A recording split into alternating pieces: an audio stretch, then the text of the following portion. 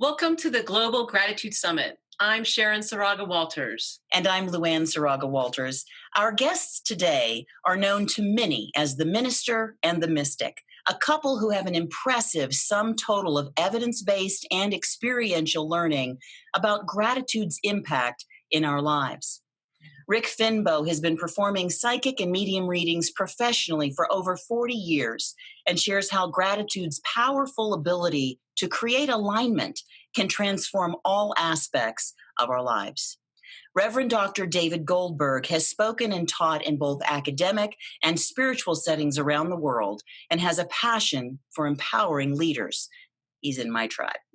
His PhD dissertation, The Intersection of Leadership and Spirituality, a qualitative study exploring the thinking and behavioral attributes of leaders who identify as spiritual, is a profound insight into how we can intentionally grow our leadership skills through spiritual practices, including gratitude. So welcome, Rick and David. Yes. So glad that you're joining us today. Well, it's a joy to be with you. Thank you for having us. Yes, thank you for having us. So I want to clarify that if you're looking on the screen, Rick is on the left, hold up your hand, and David is on the right. There you go, so that we know who is who, as my introduction covered both of you. So let's start with this really cool title, because we love it, The Minister and the Mystic. Tell us a little bit about that. What is it? How did you come up with it? And how do you coach folks together?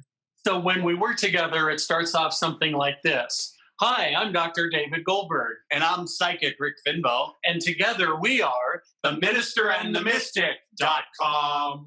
I love That's that. So great. that's work on that's something. how Rick and I enjoy working together. As you so generously shared, Luann, Rick has been doing his work virtually his whole life. I have been doing my work in different settings. And when we found each other about 5 years ago at a Hay House conference, we said, gosh, 1 + 1 can certainly be greater than 2 if we choose to work together. And we do, and the reception has been good. And that's what we continue to enjoy doing, working individually as well as together. Yes, and we bring the fun. So, we can't forget that because we love to have fun, and fun puts us into alignment a lot of times. So when Rick and I work together, we have found that we both enjoy our work individually, and we also enjoy when we're able to work together. So what that looks like is Rick starts. And I first give you a psychic reading to see what's going on right now and into the near future, and if you're on the right path or not, and what you can do to get on the right path. And then once we see what's happening for that individual or those people now and in the short term, then I help anchor that into the reality. Because as you both know, what we have learned in working with adult learners is the quicker we can move something from concept to application, the deeper it goes and the longer it stays. So we really appreciate the opportunity to bring both of our gifts in support of whoever feels called to work with us. That's awesome. Well, and I love how you've meshed your skill sets and your talents together and providing that really empowering and transformative experience for the person or the couple, whomever you're working with. We love watching you guys on Facebook too, because in the mornings, you always share that, Sharon and I are both practice gratitude in the morning kind of people. And we love seeing how you do your morning walks and you get into your alignment. So that's going to take us into Sharon's first question. Yeah. So Rick, why are alignment and gratitude important? And how do they work together? So that's a great question, Sharon. Because people are always asking me, how can I become more intuitive? How come I can't connect to the other side as easily as you can and things like that? Well, and then I tell them that you have to be in alignment for yourself before that can happen. And so what that means is that if you're in alignment and you're not in grief, you're not in wanting to hear something that you want to hear, you're just in alignment, it's so much easier to hear from the other side or to tap into your intuition when you're asking questions. But when you're not in alignment, when you're in something else like stress or grief or even just wanting, like a need, like I need to hear from you or I need that answer, the answer isn't as clear. So when you're clear in alignment, you get a clear answer. So, ask and you shall receive. I believe in that. It happens right away when you're in alignment. But when you're not in alignment, when you're in a need or you're in some other kind of thing, emotion that's not in alignment, it's very hard to figure that out, to hear that answer. But the answers are always given to us, especially through signs and just a knowing. So it's real important. We love walking together. We do that together. And if we are not, like if he's in another part of the country or a different country at the time, I'll walk by myself or he'll walk by himself.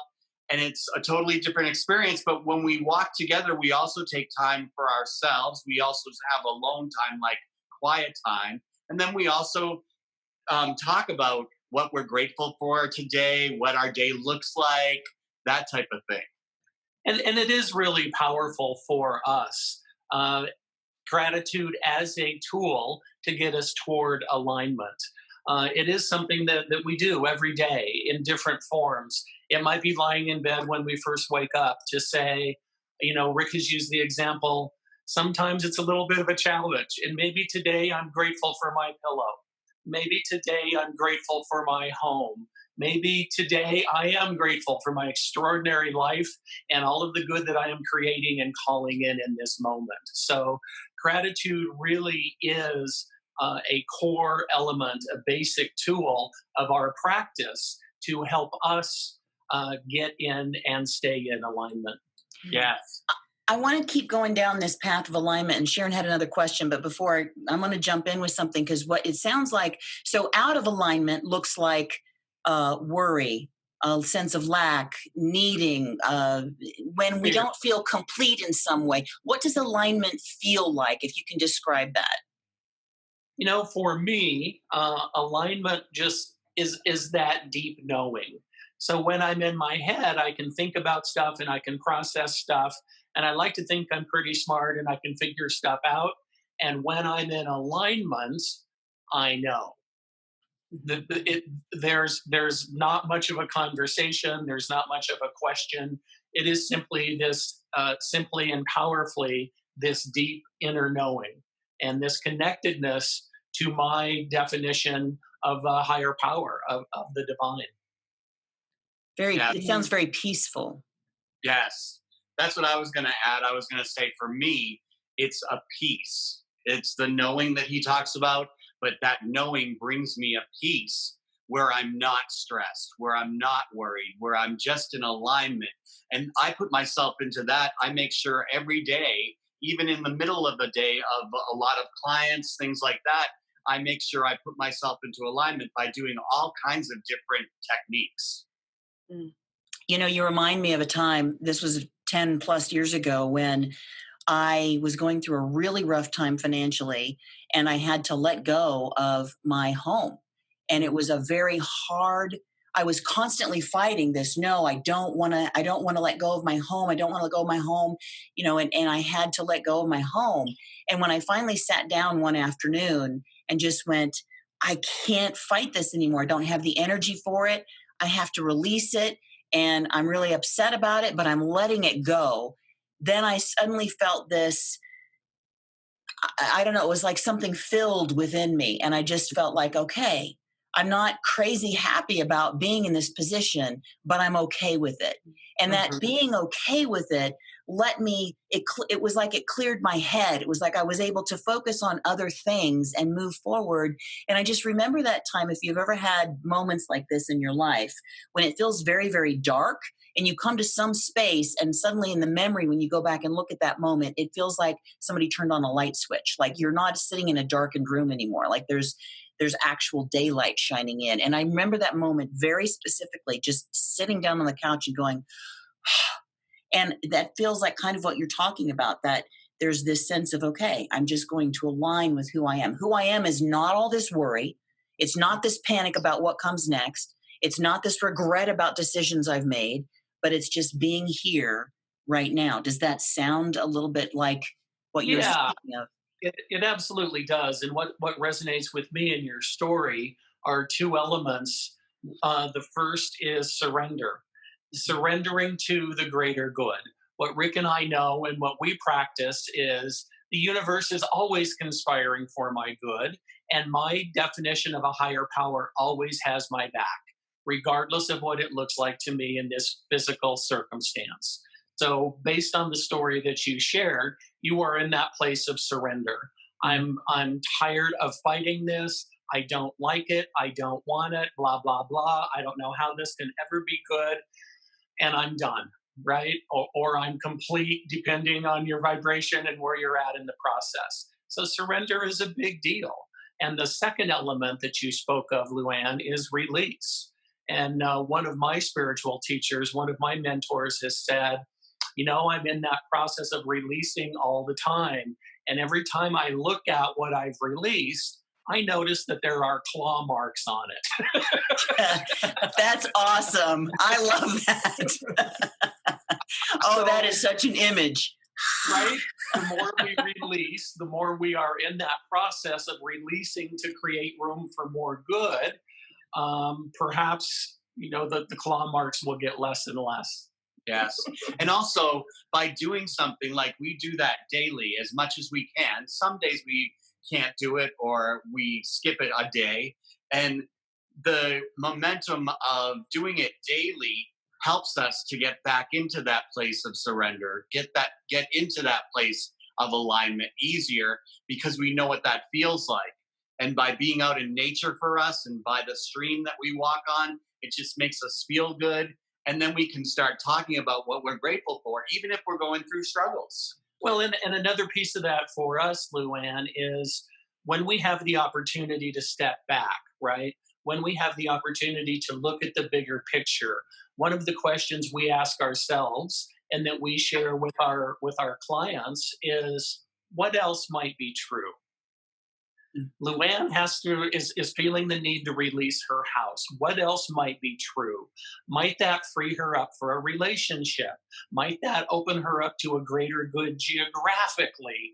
What are the other possibilities that my human mind might not like or might not be seeing in this moment? That's true. Mm-hmm. That's true. And you both just kind of moved towards what our next question was going to be. So obviously we're in sync here, we're in alignment. I love that. Yeah. This is cool. So Sharon, go ahead. So Rick, talk about some alignment practices that we can do starting with ourselves. You talked about being in nature. What are some of the other ways that we can get into alignment? Yes. So one of the things that I do every day, and I teach my clients how to do it also, is that I write a gratitude list before I even step out of bed. So we all know what it feels like when you get out of bed and you stub your toe. What happens? Inevitably, the day goes to crap, right? It's like because you kind of start a momentum of, oh, this isn't going to be a good day. And then you actually create not a good day. So you create that momentum of not having a good day. So the same thing right before, as I wake up, before I put my first foot on the ground, I start writing a list in my head of things I'm grateful for. And like David said earlier, it might be just my pillow, but there's always things, even when you're going through struggles. Because a lot of times people say, oh, it's easy for you guys because you have this amazing life. And we do have an amazing life. But one of the reasons why we do have an amazing life is because we're excited about it, because we're grateful, because we're in alignment, and it just starts that momentum going. And so, 2013 was a year for me that I had a struggle. I ended up in the hospital having a heart attack. So when I woke up after going through having 3 stents put in 3 different arteries, I still woke up in a place of gratitude. I was grateful for the team that I had taking care of me. I was grateful for friends and family that showed up. I was grateful that I listened to my intuition and I drove myself to the hospital at that moment.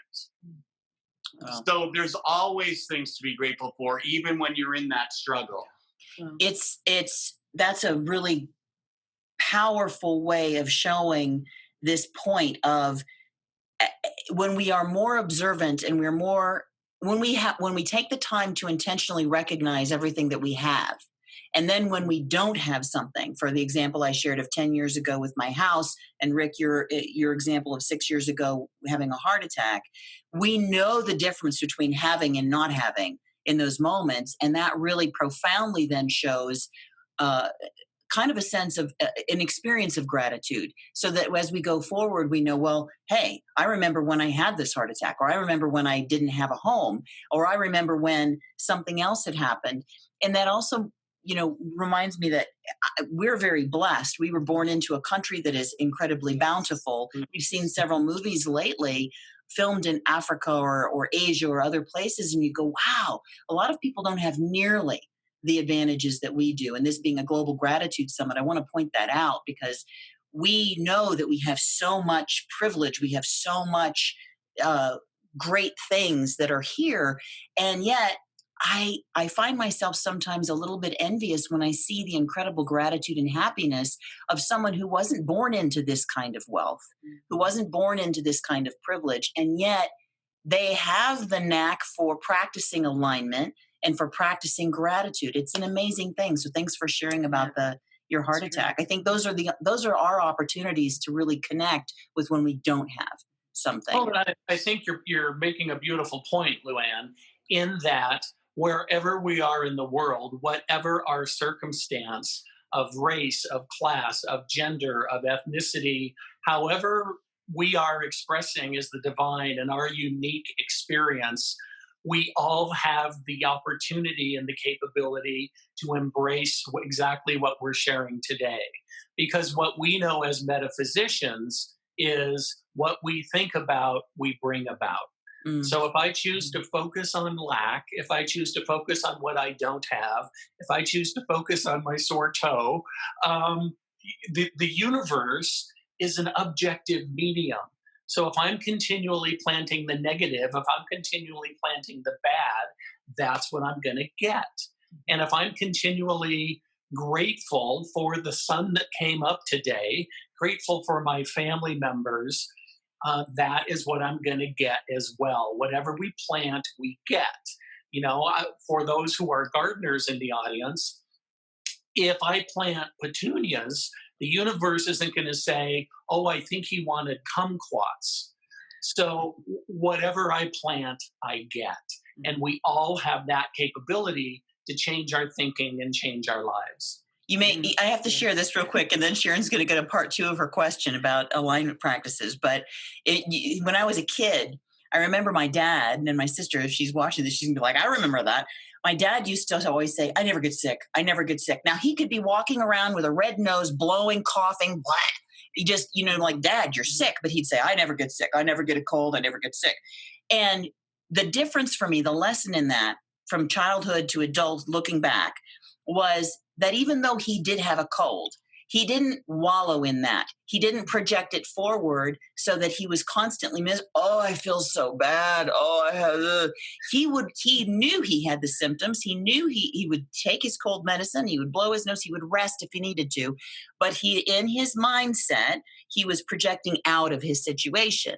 And that's kind of what you're speaking to in that is, realizing that there are realistic things that we find ourselves in, and how do we move through those. We had a wonderful interview with, I know, a friend of yours, Reverend Norm Bouchard, who, if you haven't seen his talk yet, we recommend that everybody go and watch him, as his talk title is From Chemo to Gratitude.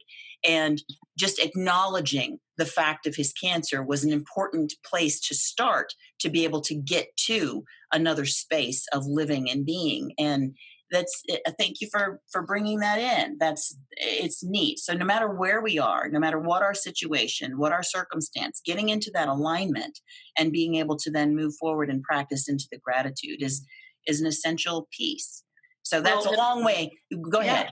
And then we'll lead into Sharon's next question. Yes, no, I was just going to also acknowledge, I think that that's exactly right. And it's not wearing rose-colored glasses. It's not denying what we have. It's being where we are with what we have and setting the intention for where we want to be or what we want to call in. Love that. All right. So Sharon. So speaking of the alignment, Rick, what are some more alignment practices that we could do at work, with family or in our relationships? Oh, great. So we do quite a few things, and we do them separately and we do them together. One of the things is when we get into the car. You know, a lot of times we're rushing. We live in a busy world, and sometimes you're rushing and you get into the car. What I like to do when I get into the car is put the key in the ignition, but don't turn it on, and just sit for a moment. A moment, like 30 seconds to a minute, isn't going to change your time of getting there. And just take a deep breath and be grateful and feel that alignment before you start the car. And just take a second to even think about something that you're grateful for before you start that car. And David does it all the time, and he even says that when we're together, he'll say that the universe blesses us and we have a safe travel ahead of us. That type of I thing. like So that. in the car, at work, do you have something at work? I do, yeah. In the car, I live in a loving and safe universe, and I am loving and safe as we move about our travels.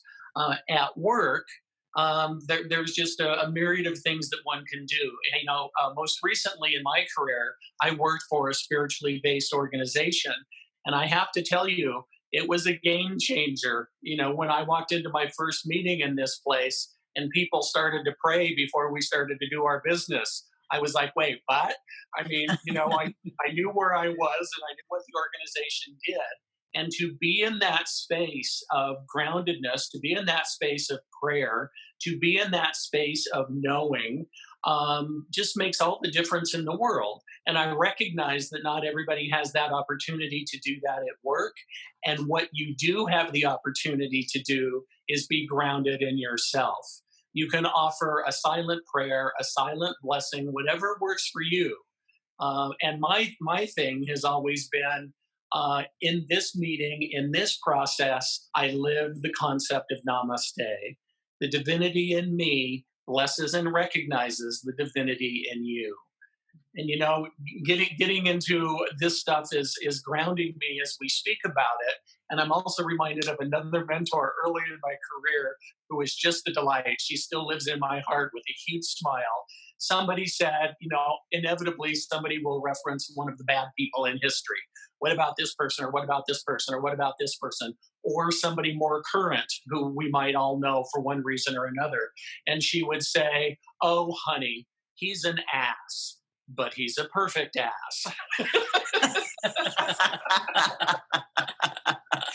Well, there you have it.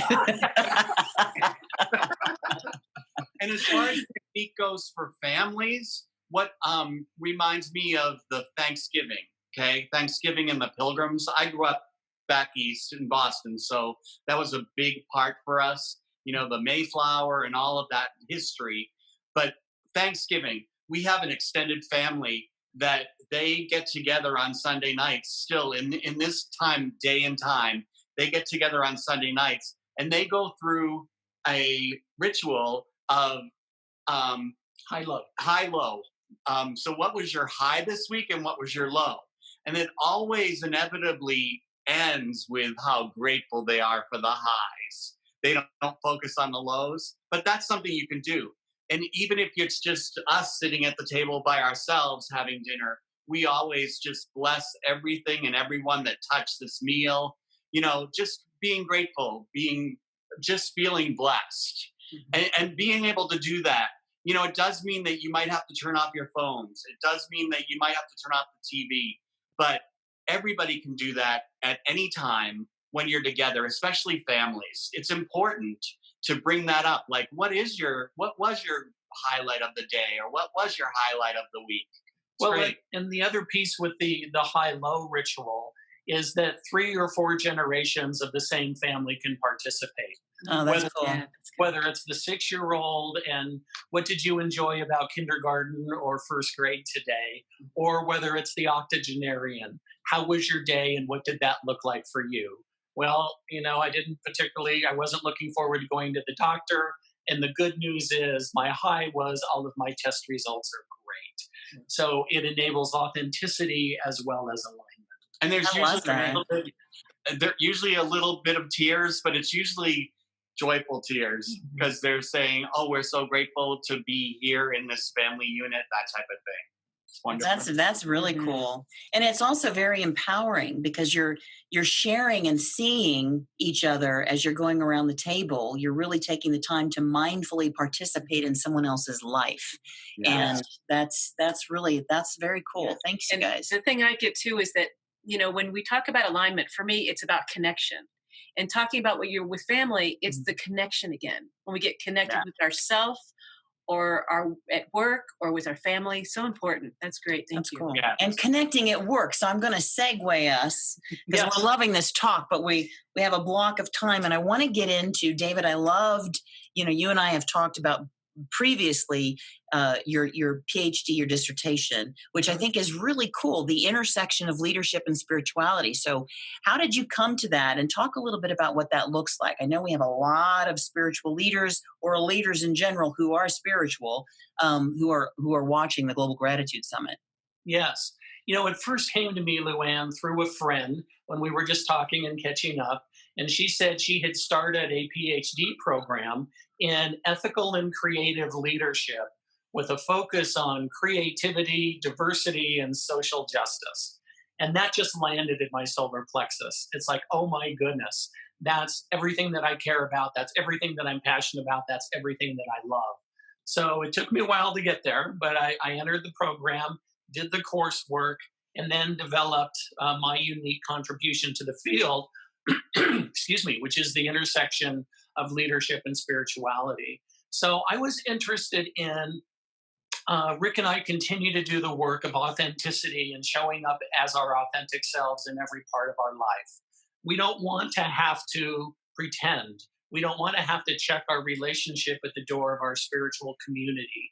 We don't want to have to not be our spiritual selves in the workplace. So our work continues to be about integration. So I looked at all of these corporate leaders who also identify as spiritual or religious. So that is Chick-fil-A and Christianity. That is Domino's and Catholicism. That is Marriott Corporation and Mormonism. How do people integrate their religion or their spirituality through the workplace? So it was a great conversation that I was able to have to look at what that means. And one of the things that I came up with, one of the results from the study is all leaders identify somewhere along that spirituality spectrum, including agnostic and atheist. There are powerful leaders not on a faith path, and we honor that as well. And they are all clear as to their identity and how that informs how they show up in the workplace. That's really interesting. Did you find anything in this study of uh, was there a specific relationship or an aha of gratitude showing up in the practice of these leaders' spiritual lives, or how that might have come through? Yeah, it absolutely comes through from the perspective of virtually all of the leaders that I spoke with acknowledged the importance of gratitude. So that is kind of the golden thread, if you will. They all had different practices. It looked differently for all of them. And the other piece that was consistent through there is self-care. And, we're back to alignment. We're back to taking care of oneself. We're back to doing the work. Excuse me. So, yes, I do see that golden thread through everybody. One of my earliest classes, if you will, or activities that I was involved with was a year-long program called Bringing Spirit to Leadership. And it just helped us explore what that looks like on an individual basis. So that's what I would encourage everybody who is participating in the summit. Thank you for caring about gratitude. And I invite you to be more clear about what that means and what that looks like for you. And I think what I'm picking up, excuse me, other than a cold, is that it's important for us to be in that place of gratitude. And we're not talking about 180-degree shifts. We're not talking about doing something that you've never done before. The invitation that Rick and I offer is to do one small piece. Maybe you're not a person who prays at mealtime. What if you just took 30 seconds and blessed the food and blessed the process and blessed your body? What if you woke up in the morning and said, what is mine to do today? I'm so grateful to be here. So it's work of nuance. Mm-hmm. Yeah, that's great. fantastic. Yeah. All right. Well, we're already at our final question. So unbelievably, this is just, where did it go? I want to catch it and bring it back. Yeah. So you want to ask them? Sure. So whoever wants to go first, the question is, what is your personal definition of gratitude? My personal definition, I'll go first. My personal definition of gratitude is appreciation. Because there is a difference. Because sometimes you hear people say like in appreciation, I say, I'm so grateful the sun came out today. But you could have a little bit of a switch in that where you're kind of being sarcastic, like, I'm so grateful the sun came out today. And there's a difference there. And what it means is that for the universe, because we do teach the law of attraction, and we know that works because we live that, is that the universe is hearing what you mean, not what you say. So, and it's really just make sure that you're in appreciation, being grateful. The energy behind it. Beautiful. And for me, it truly is giving thanks. What am I giving thanks for? And how can I frame that? The more that I can be in that place of gratitude, the more that I can be in that place of giving thanks, it raises my vibration. Therefore, it raises the vibration of everybody I'm with. I loved what Mother, now Saint Teresa, said. Don't tell me what you're against. Tell me what you're for. And I find when I'm in that place of gratitude, when I'm saying thank you for all of these amazing things in my life on every level, I'm in that place of positivity. I'm in that place of higher vibration. So for me, gratitude is giving thanks. I love that. And that quote is a fantastic summary for this entire talk, because when we are in the space of what we're against, we're not in alignment. We're not being grateful for where we are, what we are. But when we are in the space of what we are for, that just feels differently. You have that sense of that peace, that sense of all being, all flowing, all doing coming through. So, wow, what a good summary quote. I like to say, like, that's the Oprah thing. That's a tweetable moment. But of course, it was already quoted. So thank you, Saint Teresa, for doing that. And thank you, too, for coming on to the Global Gratitude Summit. Yes, thank you so much. We are so grateful for both of you, who you are, what you're doing in the world, and you've added so much to our lives. Absolutely. And just for the viewers to know, these were the first two souls that we met when we moved to Denver, and they are beautiful and lovely. And we're so appreciative that you're in our world. And the feeling is mutual. Thank you for pulling together this whole summit for a second extraordinarily successful year. It's important work. We're humbled and honored to be a part of it. And we love you, and we sit in support of all who are listening and watching. Yes. Thank you so much for inviting us. And we love you, like he said. And we look forward to the future, because these are amazing times. They are amazing times. Yes. And so for those of you who are watching as well, thanks for joining us on this particular talk with Reverend Dr. David Goldberg and the mystic, Rick Finbow. I'm going to say it right, the minister and the mystic. Thank you guys for joining us again. To those of you who are watching, we will see you in the next talk. Have a great day, everyone.